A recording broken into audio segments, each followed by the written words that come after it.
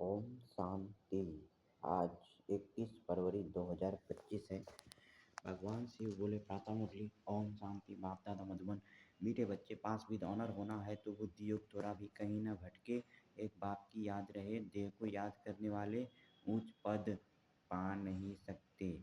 सबसे ऊंची मंजिल कौन सी है? भगवान शिव कह रहे हैं कि सबसे ऊंची मंजिल कौन सी है जो हमें प्राप्त करना चाहिए और जो हमें अभी तक मिला नहीं है। तो इसके लिए भगवान शिव हमें एक आइडिया बताते हैं।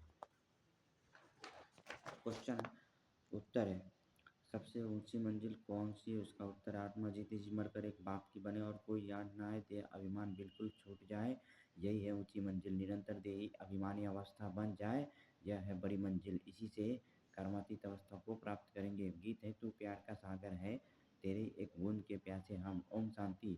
अब यह गीत भी रॉन्ग है। प्यार के बदले होना चाहिए ज्ञान का सागर। प्यार का कोई लोटा नहीं होता, लोटा गंगा जल आदि का होता है। तो यह है भक्ति मार्ग की महिमा। यह है रॉन्ग और वह है राइट। बाप पहले पहले तो ज्ञान का सागर है। बच्चों में थोड़ा भी ज्ञान है तो बहुत ऊंच पद प्राप्त करते हैं। बच्चे जानते हैं कि अब इस समय हम बराबर चैतन्य देलवाड़ा मंदिर के भांति हैं।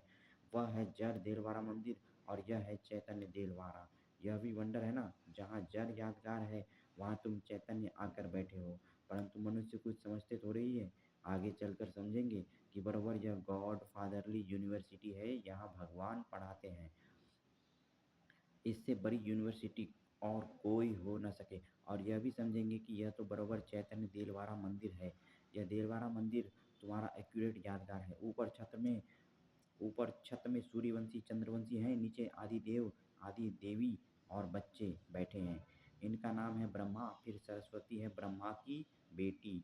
प्रजापिता ब्रह्मा है तो जरूर गोप गोपियाँ भी होंगे ना। वह है जर चित्र, जो पास्ट होकर गए हैं उन्हों के फिर चित्र बने हुए हैं। कोई मरता है तो झट उनका चित्र बना देते हैं। उनकी पोजीशन बायोग्राफी का तो पता नहीं है, उनकी पोजीशन बायोग्राफी का तो पता है नहीं। ऑक्यूपेशन नहीं लिखे तो वह चित्र कोई काम का ना रहे। मालूम पड़ता है फलाने ने यह कर्तव्य किया है। अब यह जो देवताओं के मंदिर है, उन्होंने ऑक्यूपेशन बायोग्राफी का किसको पता नहीं है। ऊंचते ऊंच शिव बाबा को कोई भी नहीं जानते हैं। इस समय तुम बच्चे सबकी बायोग्राफी को जानते हो। मुख्य कौन कौन होकर गए हैं जिन्हों को पूजते हैं।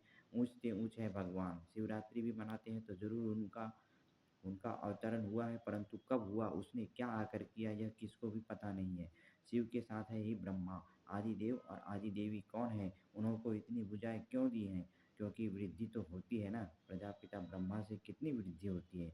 ब्रह्मा के लिए ही कहते हैं 100 भुजाएं 1000 भुजाओं वाला। विष्णु व शंकर के लिए इतनी भुजाएं नहीं कहेंगे। ब्रह्मा के लिए क्यों कहते हैं? यह प्रजापिता ब्रह्मा की ही सारी वंशावली है ना। यह कोई बाहों की बात नहीं है। वह भल कहते हैं 1000 भुजाओं वाला ब्रह्मा, परंतु अर्थ थोड़े ही समझते हैं। अब तुम प्रैक्टिकल में देखो ब्रह्मा की कितनी भुजाएं हैं। यह है बेहद की भुजाएं। प्रजापिता ब्रह्मा को तो सब मानते हैं, परंतु ऑक्यूपेशन को नहीं जानते। आत्मा की तो बाहें नहीं होती, बाहें शरीर की होती हैं। इतने करोड़ ब्रदर्स हैं तो उन्हों की भुजाएं कितनी हुई। परंतु पहले जब कोई पूरी रीति ज्ञान समझ जाए तब बाद में यह बातें सुनानी है। पहली पहली मुख्य बात है, एक बाप कहते हैं मुझे याद करो और वर्षे को याद करो, फिर ज्ञान का सागर भी गाया जाता है। भगवान को याद करो भाई साहब। गाया हुआ है ज्ञान का सागर। कितनी अथाह पॉइंट्स सुनाते हैं, इतनी सब पॉइंट्स तो याद रह ना सके। तंत सार बुद्धि में रह जाता है, पिछाड़ी में तंत हो जाता है मन मना भावा। ज्ञान का सागर श्री कृष्ण को नहीं कहेंगे, वह है रचना। रचता एक ही बाप है। बाप ही सबको वर्षा देंगे, घर ले जाएंगे। बाप का तथा आत्माओं का घर है ही साइलेंस होम। विष्णुपुरी को बाप का घर नहीं कहेंगे, घर है मूल वतन जहाँ आत्माएं रहती हैं। यह सब बातें सेंसिबल बच्चे ही धारण कर सकते हैं। इतना सारा ज्ञान कोई की बुद्धि में याद रह न सके, न इतने कागज लिख सकते हैं। यह मुरलियाँ भी सब इकट्ठी करते जाएं तो इस सारे हॉल से भी ज्यास्ती हो जाए। इस उस पढ़ाई में भी कितने ढेर किताब होते हैं। इम्तिहान पास कर लिया, फिर तंत्र बुद्धि में बैठ जाता है। बैरिस्ट्री का इम्तिहान पास कर लिया, एक जन्म लिए अल्पकाल सुख मिल जाता है, वह है विनाशी कमाई। तुमको तो यह बाप अविनाशी कमाई कराते हैं भविष्य के लिए। बाकी जो भी गुरु गोसाई आदि हैं, वह सब विनाशी कमाई कराते हैं, विनाश के नज़दीक आते जाते हैं, कमाई कम होती जाती है। तुम कहेंगे कमाई तो बढ़ती जाती है, परंतु नहीं, यह तो सब खत्म हो जाना है। आगे राजाओं आदि की कमाई चलती थी, अभी तो वे भी नहीं है। तुम्हारी कमाई तो कितना समय चलती है। तुम जानते हो यह बना बनाया ड्रामा है जिसको दुनिया में कोई नहीं जानते हैं। तुम्हारे में भी नंबरवार हैं जिनको धारणा होती है, कहीं तो बिल्कुल कुछ भी समझा नहीं सकते हैं।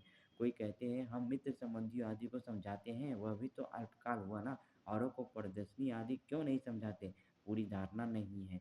अपने को मियाँ मिट्ठू तो नहीं समझना है ना। सर्विस का शौक है तो जो अच्छी रीति समझाते हैं उनका सुनना चाहिए। बाप उच्च पद प्राप्त कराने आए हैं तो पुरुषार्थ करना चाहिए ना, परंतु तकदीर में नहीं है तो श्रीमत भी नहीं मानते, फिर पद भ्रष्ट हो जाता है। ड्रामा प्लान अनुसार राजधानी स्थापन हो रही है, उसमें तो सब प्रकार के चाहिए ना। बच्चे समझ सकते हैं, कोई अच्छी प्रजा बनने वाले हैं, कोई कम। बाप कहते हैं हम तुमको राजयोग सिखलाने आया हूँ। देलवाड़ा मंदिर में राजाओं के चित्र है ना, जो पूज्य बनते हैं वही फिर पुजारी बनते हैं। राजा रानी का मर्तबा तो ऊंच है ना, फिर वाम मार्ग में आते हैं तब भी राजाई अथवा बड़े बड़े साहूकार तो हैं। जगन्नाथ के मंदिर में सबको ताज दिखाया है, प्रजा को तो ताज नहीं होगा। ताज वाले राजाएं भी विकार में दिखाते हैं। सुख संपत्ति तो उन्हों को बहुत होगी, संपत्ति कम जास्ती तो होती है। हीरे के महल और चांदी के महलों में फर्क तो होता है। तो बाप बच्चों को कहेंगे अच्छा पुरुषार्थ कर ऊंच पद पाओ। राजाओं को सुख जास्ती होता है, वहाँ सब सुखी होते हैं। जैसे यहाँ सबको दुख है, बीमारी आदि तो सबको होती ही है, वहाँ सुख ही सुख है। फिर भी मर्तबे तो नंबरवार हैं। बाप सदैव कहते हैं पुरुषार्थ करते रहो, सुस्त मत बनो। पुरुषार्थ से समझा जाता है ड्रामा अनुसार इनकी सदगति इस प्रकार इतनी ही होती है।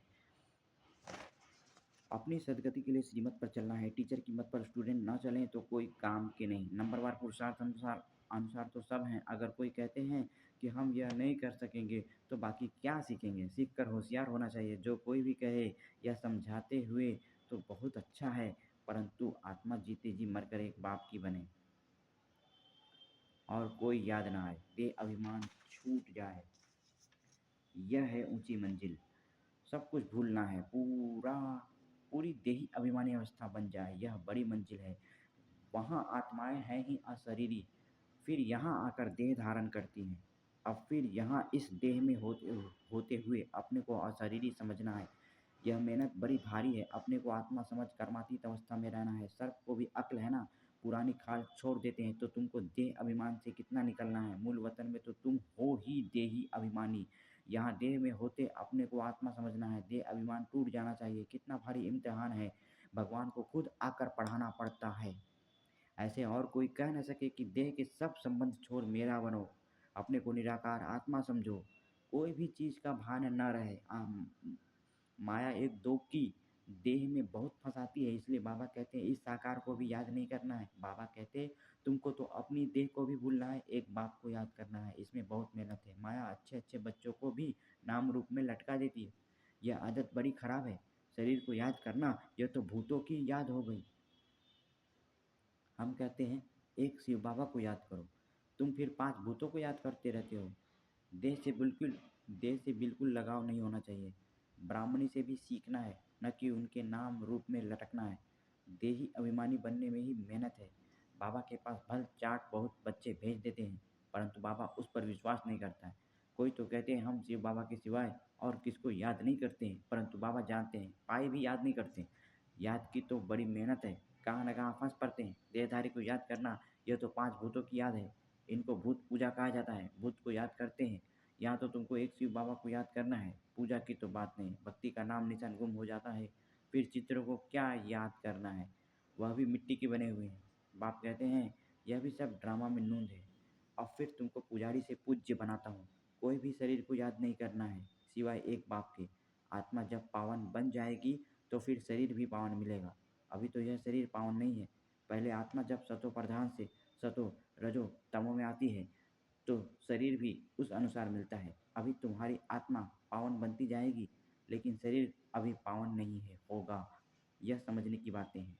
यह पॉइंट्स भी उनकी बुद्धि में बैठेंगी जो अच्छी रीति समझकर समझाते रहते हैं। सतो प्रधान आत्मा को बनना है, बाप को याद करने की ही बड़ी मेहनत है। कईयों को तो जरा भी याद नहीं रहती है। पास विद ऑनर बनने के लिए बुद्धि योग थोड़ा भी कहीं न भटके। एक बाप की ही याद रहे, परंतु बच्चों का बुद्धि योग भटकता रहता है। जितना बहुतों को आप समान बनाएंगे उतना ही पद मिलेगा। देह को याद करने वाले कभी उच्च पद पा न सके। यहाँ तो पास विद ऑनर होना है, मेहनत बगैर यह पद कैसे मिलेगा। देह को याद करने वाले कोई पुरुषार्थ नहीं कर सकते। बाप कहते हैं पुरुषार्थ करने वाले को फॉलो करो। यह भी पुरुषार्थ ही है ना। यह बड़ा विचित्र ज्ञान है। दुनिया में किसको भी पता नहीं है, किसकी भी बुद्धि में नहीं बैठेगा कि आत्मा की चेंज कैसे होती है। यह सारी गुप्त मेहनत है। बाबा भी गुप्त है। तुम राजाई कैसे प्राप्त करते हो, लड़ाई झगड़ा कुछ भी नहीं है। ज्ञान और योग की ही बात है। हम कोई से लड़ते नहीं हैं।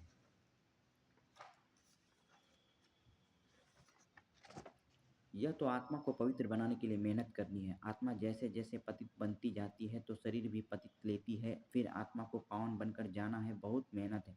बाबा समझ सकते हैं कौन कौन पुरुषार्थ करते हैं। यह है शिव बाबा का भंडारा।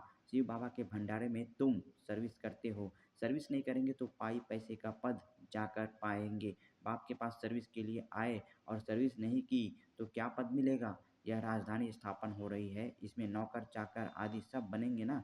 अभी तुम रावण पर जीत पाते हो, बाकी और कोई लड़ाई नहीं है।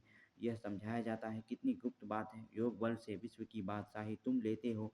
तुम जानते हो हम अपने शांति धाम के रहने वाले हैं। तुम बच्चों को बेहद का घर ही याद है। यहाँ हम पाठ बजाने आए हैं, फिर जाते हैं अपने घर। आत्मा कैसे जाती है यह भी कोई समझते नहीं है। ड्रामा प्लान अनुसार आत्माओं को आना ही है। अच्छा मीठे मीठे सिकी लधे बच्चों प्रति माता पिता बाप दादा का याद प्यार और गुड मॉर्निंग। रूहानी बाप की रूहानी बच्चों को नमस्ते। हम रूहानी बच्चों की रूहानी माता पिता बाप दादा को याद प्यार गुड मॉर्निंग और नमस्ते। शुक्रिया बाबा, शुक्रिया आपका पद्मा पदम, शुक्रिया मेरा बाबा, मीठा बाबा, प्यारा बाबा, शुक्रिया बाबा। धारणा के लिए मुख्य सार, किसी भी देहधारी से लगाव नहीं रखना है। शरीर को याद करना भी भूतों को याद करना है, इसलिए किसी के नाम रूप में नहीं लटकना है। अपनी देह को भी भूलना है।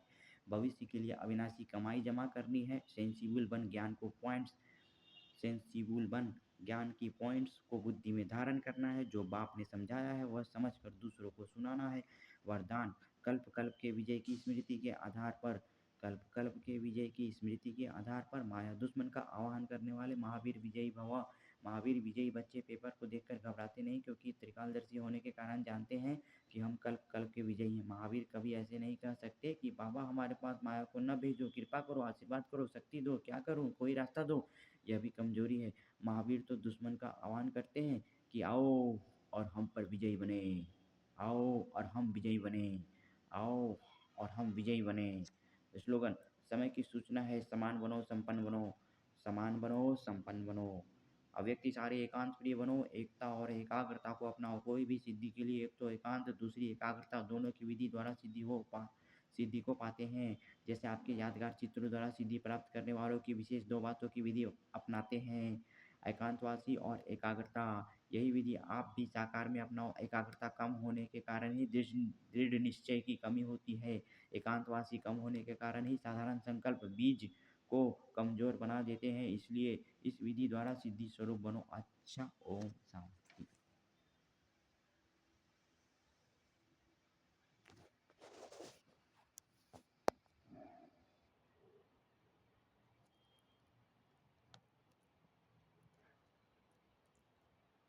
प्रजापिता ब्रह्मा जी के तन में भगवान शिव आए हुए हैं, तो आप भी नज़दीकी प्रजापिता ब्रह्मा कुमारी ईश्वरीय विश्वविद्यालय में आइए और भगवान से अपना जन्म सिद्ध अधिकार प्राप्त कीजिए। God has arrived in India, please visit nearest Brahma Kumari centre for to get the God in your life. Om Shanti. I am a soul, I am a pure soul. You are also pure soul. Everybody in the world is a pure